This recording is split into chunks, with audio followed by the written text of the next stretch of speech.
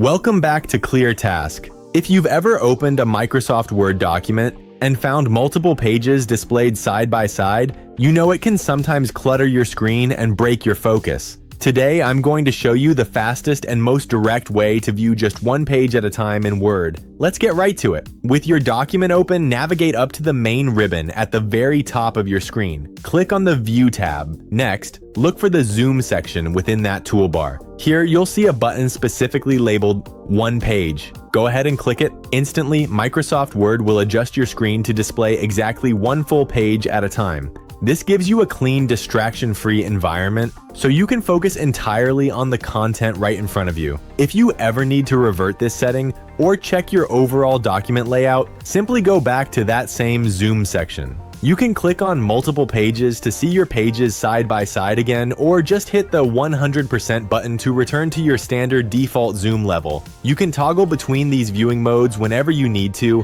optimizing your workspace for whatever task is at hand. That's all there is to it. If this quick tip saved you some time today, please leave a like on the video. Don't forget to subscribe to ClearTask for more straightforward professional tutorials. Thanks for watching, and I'll see you in the next one.